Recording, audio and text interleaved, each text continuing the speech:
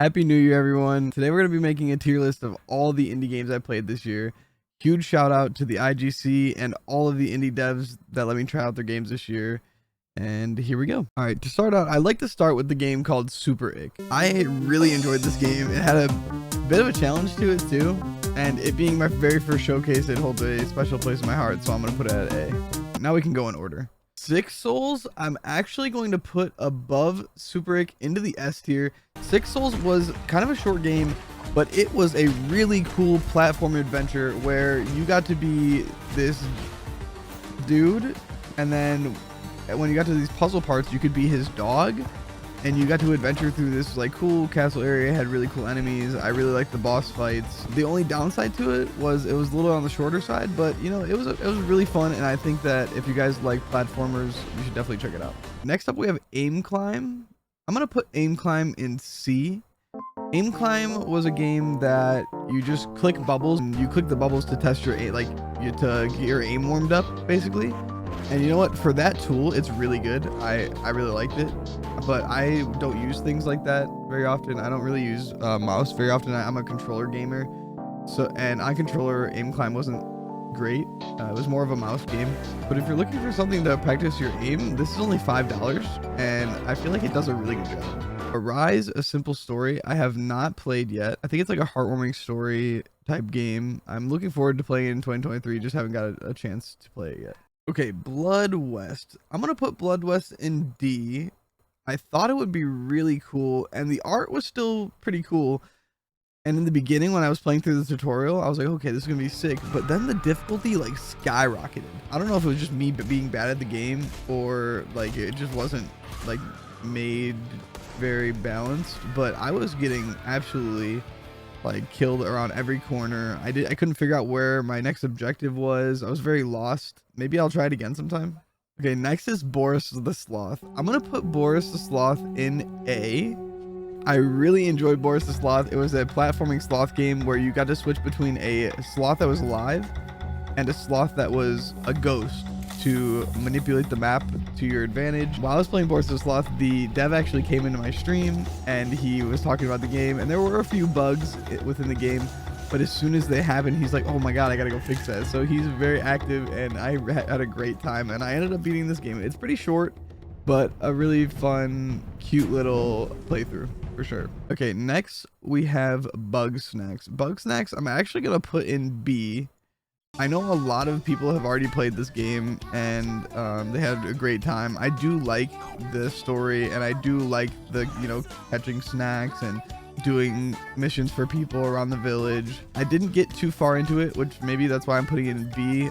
I heard the story gets crazy later. I just couldn't really sink my teeth into it. It wasn't for me, but seemed like it could be for other people that like doing missions and doing a really long story and getting through it. I just couldn't get hooked on it. Okay, next we have Contract Killer. Contract Killer is a side-scrolling fighting game. I'm actually going to put it in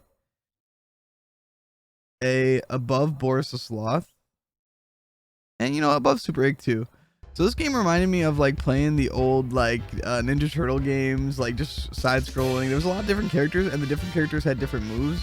You could be a pencil, a pen, lots of silly characters, and they had different combos, different special abilities. You could be a marker. There was really cool bosses. It did take me a little while to beat, but it was fun. I liked it a lot. There were a little bit of repetitive enemies, but I'm not gonna put it in S tier. But it was really high up there, and I would definitely give it a try if you like those side-scrolling, like advance through the map type fighting games. Curse Crackers I have not played yet, but have downloaded, and I'm looking forward to playing it in 2023. I've already seen gameplay of this on the Shiny One stream, and it looks pretty fun, so I am looking forward to it. Okay, this next one for me is an absolute S tier. Dadish is a platforming game where you're a little radish that is a dad, and you go through a bunch of platforming levels, and you like are trying to collect your children at the end of the levels. They're lost, and you're trying to be a good dad and find them. Lots of cute enemies, lots of good platforming, and there's honestly a bit of a challenge to it. I haven't beat it yet. I am like dying to go back and finish it, just haven't had the time. And this is the third one, so I would even want, it makes me want to go back and play the second, the first, and like future ones. I'm so down to play more Dadishes. The next one is Deer Journey. I'm gonna put Deer Journey in C. Deer Journey is like a deer walking simulator. It does have a cute story, and I do like being a deer. Like, it was really cool just to be a deer and run around.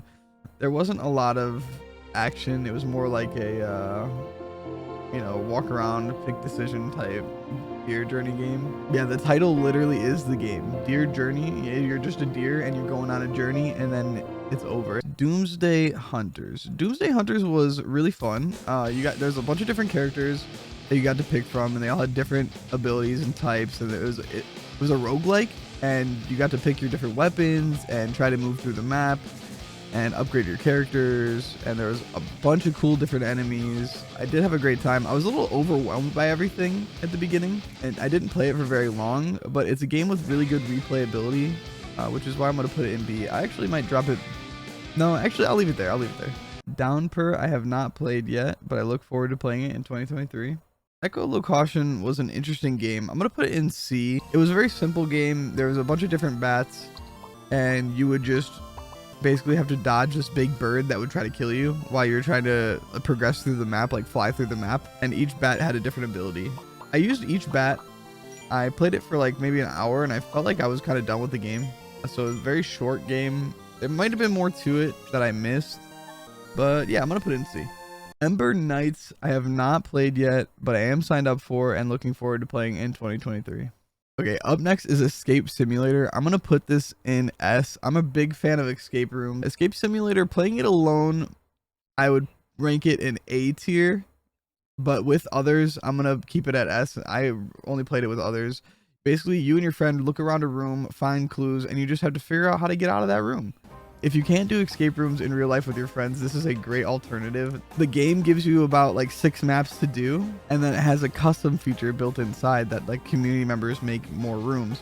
And even the custom ones were pretty good. I think I've done 3 custom ones too, and all of them have been really good. Next we have EverBlade. I didn't really play a lot of EverBlade. I need to go back and play more, but I'm gonna rank it in the top of C for now. I need to go back and play more, but it was a platforming game where you could upgrade your dude and you had different attacks, and while you progress you'd get more upgrades, and yeah, I had a good time. I just haven't played it enough. Firegirl Hack and Splash Rescue is a really cool game. I'm gonna put it in B. I really love the concept. Basically, you'd go into homes and try to put out the fire and rescue like animals and people, and those people would come back and help you. So it was like a roguelike, like put out the fire game. You come back and upgrade your guns, you come back and upgrade like the amount of time you can spend in a house and stuff like that. The reason I'm putting it only in B is because it got repetitive after a while after playing it. The story does add some crazy little plot twists in it, and I do like that to make it more interesting. And yeah, I'm actually gonna put it above Bugsnax. Floppy Knights. Floppy Knights I will also put in B. Actually, I'll put it in A. All right, so Floppy Knights is one of the only card games I played from the IGC this year, and it was really fun. You got to unlock more cards as you played. I didn't beat the game. I played about 2 or 3 worlds, but basically you use these cards, you put them on the map, and then you can move them around to beat the enemies, and you had to get to the end goal.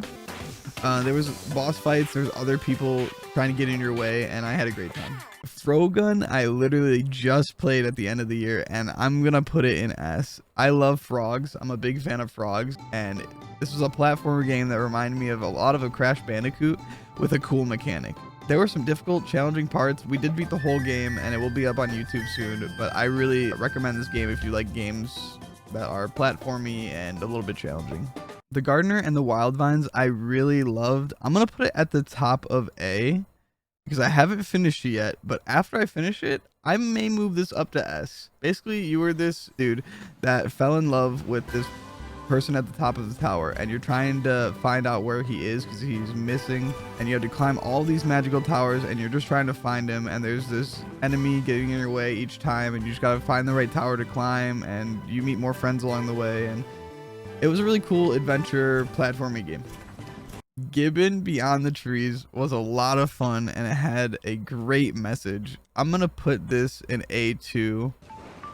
I love the swinging mechanic in this game, the message that it sends. I don't want to spoil the story. If you guys are a fan of the environment and you're a fan of monkeys, I would really check out this Gibbon game. I think after you beat the story, you unlock a second story. I have not checked out that second story yet. I'm thinking maybe if I tried out that second story, I might move this up a little bit more. But I really enjoyed Gibbon and I highly recommend it. Dang, so many good indie games. Like I feel like I need to rank some lower, but honestly, they were all so good this year. PogoGirl was a really fun game. I'm gonna put it in A above Contract Killer and these games because I really like the adventure. It reminded me a lot of Sonic, which threw me back a little bit. I love the gimmick of being on the pogo stick the entire time. It had a lot of content. I think there were 4 seasons in the game, and I really love the bosses and the art. So I'm gonna keep it in A. Grapple Dog. I'm gonna put Grapple Dog at the top of B. I played a lot of this game. I haven't beat it yet. Grapple Dog is actually the first game I speed ran. I actually won a speedrunning competition in Grapple Dog. It's on this YouTube channel somewhere.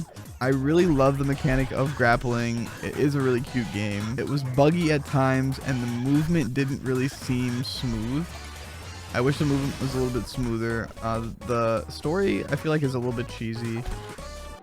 The bosses were great and I had a lot of fun, and I'm gonna keep it at the top of B.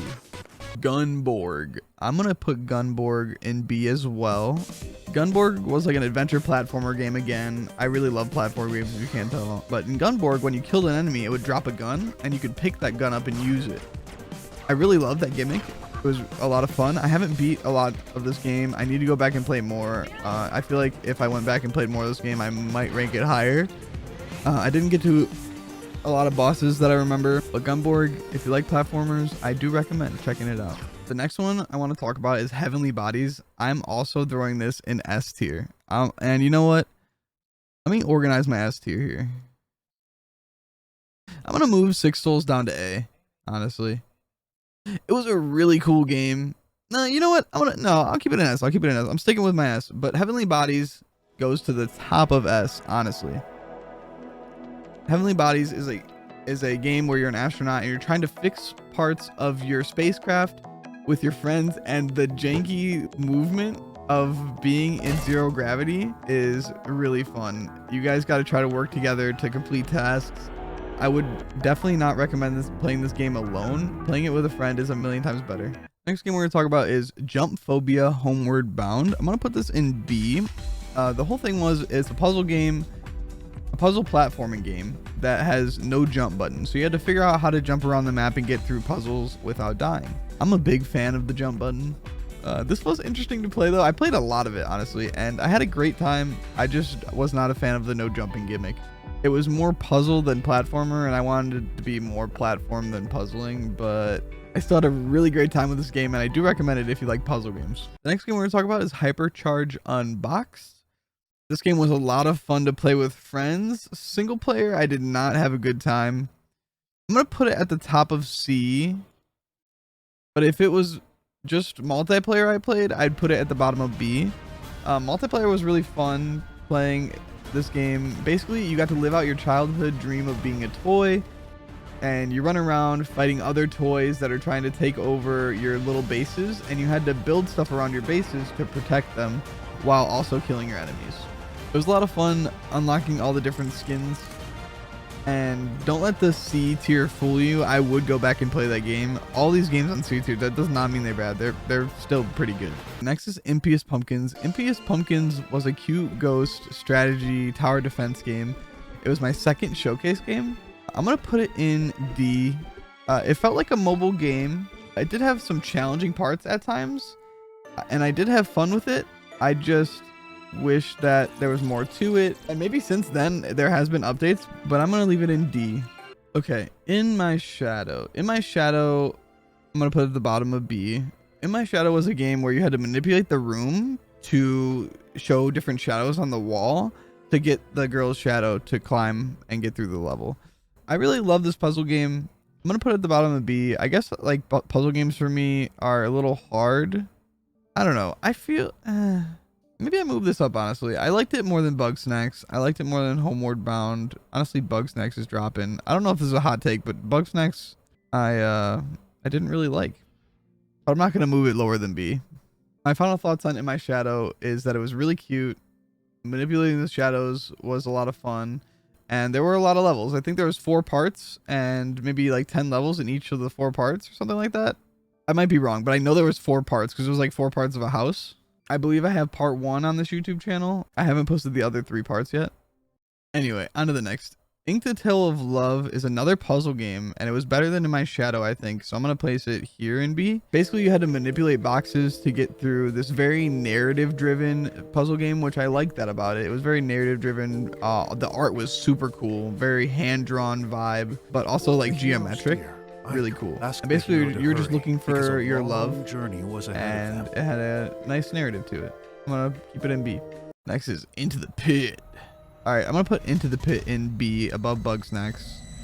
I really did like Into the Pit. You had like your hands were your weapon and you shot like magic from them and you got to pick what each hand did, and then you could have 2 different attacks, and it was like a roguelike. So there's a bunch of doors. You had to try to get through this like hell-like pit, and it was a lot of fun. IZBot 2 I have not played yet, but I am going to play in 2023. KeyWe is another S tier game I'm gonna have to shoot up there.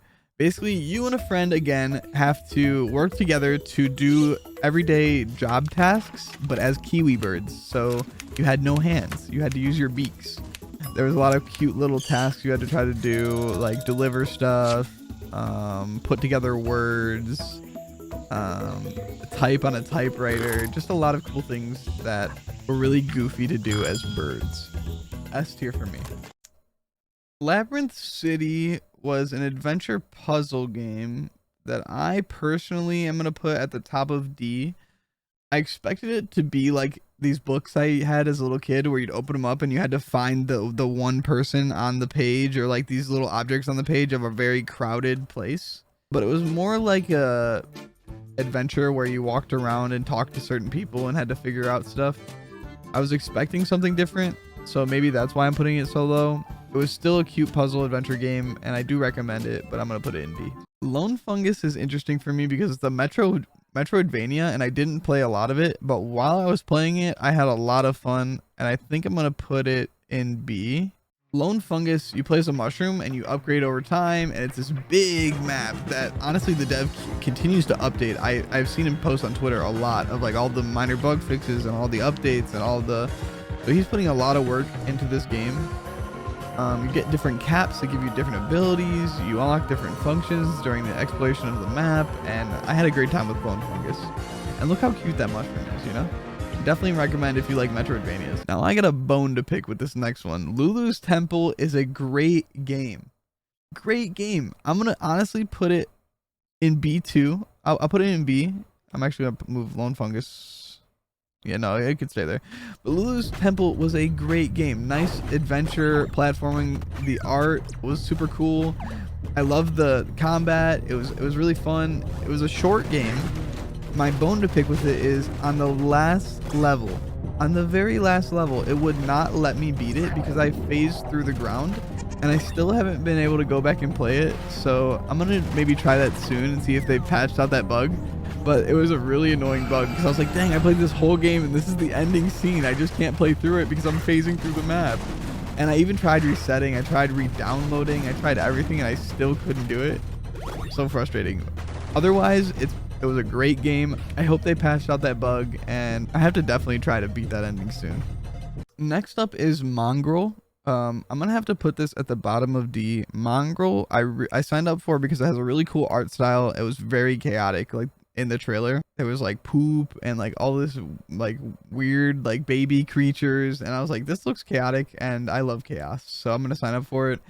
Mongrel had some weird messages in it. I couldn't find my direction in the game. This is the only game on this list that I probably don't recommend playing. With that, I'm just gonna talk about the next one. Mython Island. So this was like a Pokemon remake. I'm gonna put it at the bottom of C. I had fun playing Mython Island, but nobody can remake Pokemon. It's really, really hard to make a successful remake of Pokemon, and I think this is just a little worse version of Temtem. I did have fun. I did have fun looking at the creatures. I always love seeing other people's designs of creatures, like the evolutions and stuff like that. But it was just another Pokemon game. If you're into Pokemon and want to try something new, Mython Island could be a good option. Okay, next up, Naked Little Dude. I'm going to put Naked Little Dude in the D tier. Naked Little Dude was very glitchy for me. The audio didn't work at times. You're just this naked little dude platforming through levels. And that's all it was. I think I played it in beta though. It might be getting better. I did like the idea. It had this really cute pixel art style. I just wish I had a little more, and I wish it was like patched out when I played it, but who knows, it might have got better by now. Peglin was a really cool concept, and I'm gonna put it at the bottom of S. It is a Peggle roguelike game where you got to pick different balls to play like a Plinko game with, and you could upgrade them, and sometimes you got like bad things and you had to get them out of your inventory so you can get the better balls to use for Peggle. And the more things you popped on the Peggle board, the more damage it did to your opponents as you went through this roguelike adventure. I had a lot of fun with this. They have been updating it. I haven't played it in a while, so I hope that they've been continuing to add cool content. I definitely recommend checking that game out. Okay, so Pets at Work is another game that I would recommend playing with somebody else. And I'm going to put it in B. Basically, you had one dog and one cat, and the dog had abilities that the cat didn't have. So you had to work together to use your two abilities to get through puzzles. I feel like it got a little bit repetitive after a while. It was a short game and it was fun, and if you are looking for games to play with somebody else, definitely give it a shot. Project Warlock 2 I have not played yet, but I am looking forward to playing in 2023.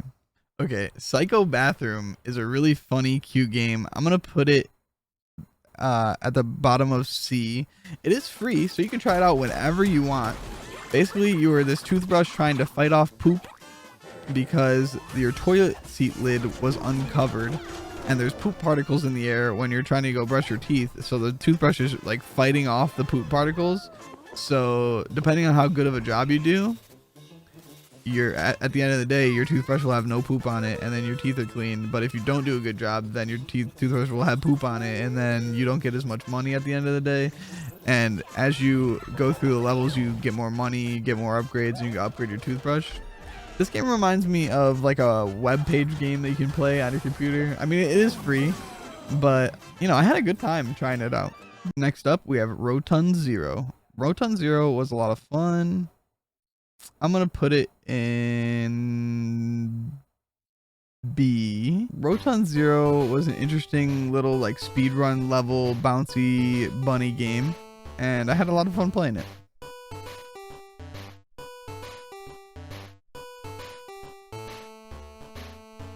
Tandem, The Tale of Shadows, I will also throw in B somewhere.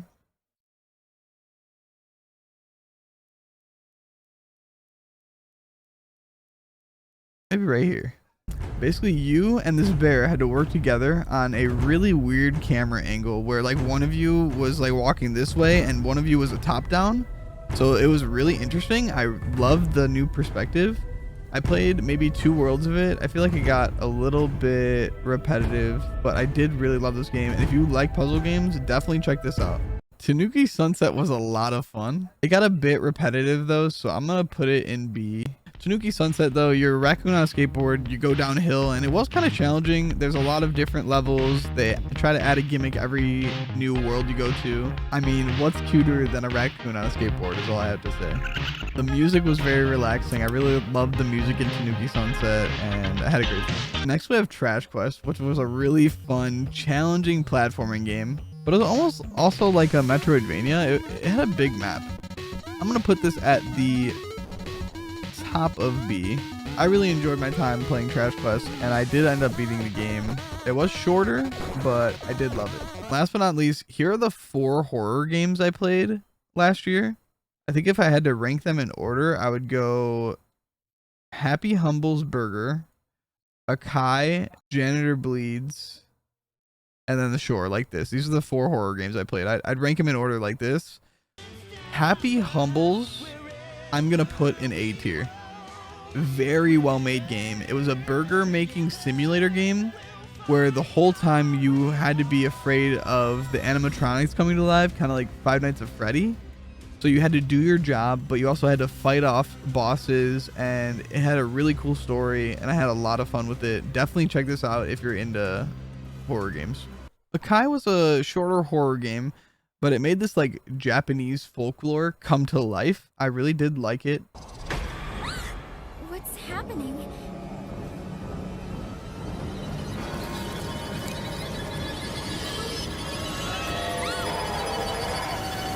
I'm going to put it in A. I'm going to put it in A right along with the burger game, just a little bit lower. Janitor Bleeds. Janitor was an arcade game, and you had to play this arcade game, but also be afraid of this like janitor pixelated thing that would chase you. It was an okay game. I'm going to put it in B. The Shore has a VR version and a normal version. I chose to play the normal version. I think it would be better in VR. I'm going to put it in D. I did not have a good time playing that game. I kind of lost my sense of direction. I didn't think the story was made very well, but it was really cool to see the art. The art and sound effects were really cool, and the monsters within the game that I got to see with my short time playing were really cool. I feel like if I would have found my direction and found more things in the game, then I would have had a better time. Okay, so here's my entire tier list. I hope you guys enjoyed. I hope you guys have some stuff to put on your wish list for 2023. Thank you for watching. Thank you for the year of streaming, and here's to another one. Also, if you're one of the indie devs that made one of these games on the list, please don't be offended about where I ranked you. I truly had a great time playing each and every one of your games. I loved trying each and every one of them out, and I hope you have a great 2023.